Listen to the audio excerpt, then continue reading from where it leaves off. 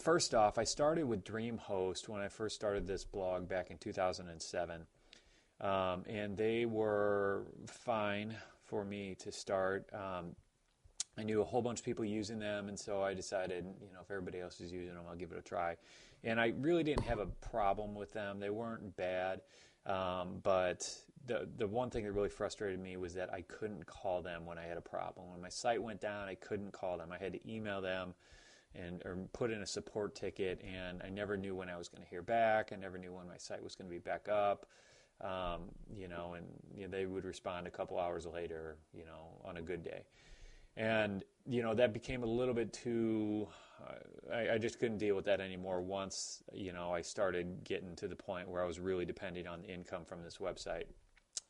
So about the time I, was going at this full time, I moved to Media Temple, which they are a much more expensive hosting company, and they offer better service.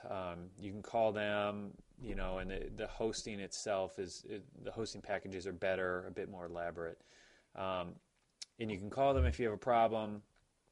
So that was nice. That was a great extra benefit for me that I could call these guys when I was having an issue.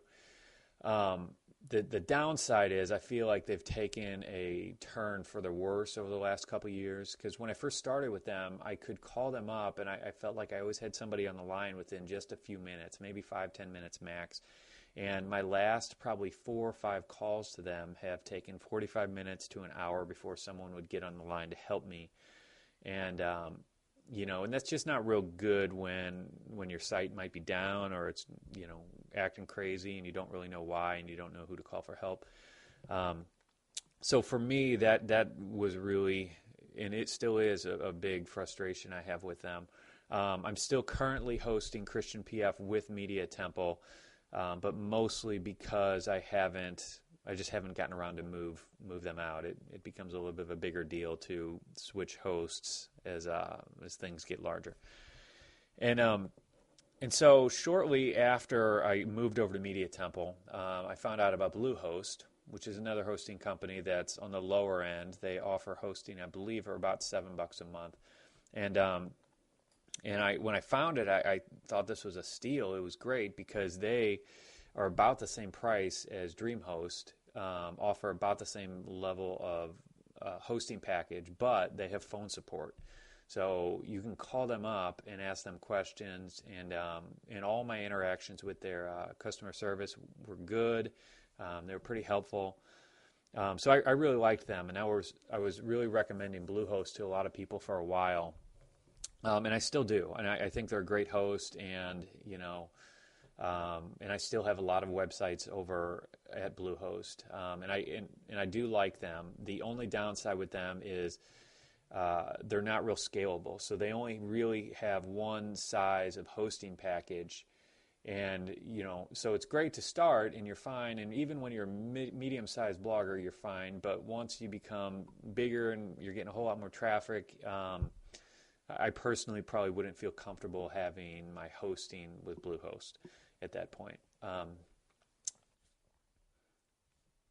Okay, and that leads me to Hostgator, which I'm really liking them a lot, and they're currently the one that I am recommending the most. And the reason being is they're one of the cheaper hosts out there, and at the same time, I think they offer better service than Media Temple. So for about as cheap as $4 a month, you can be hosting with them and getting better service than you are at Media Temple.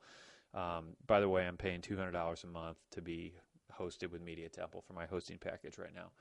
And the kicker for me was that I had a day where I called Media Temple and waited 45 minutes on hold to get somebody, and then a day later I called Hostgator, and within 30 seconds someone answered the phone to help me.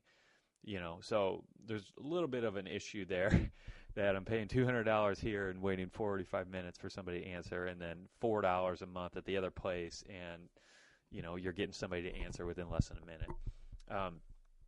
And honestly, I've dealt with Hostgator and their customer service team via chat and on the phone probably close to 10 times now, and every single time has been a good experience. So that, on top of the fact that they're so cheap and beginners can go in there, and they're one of the cheapest things, is just a great selling feature.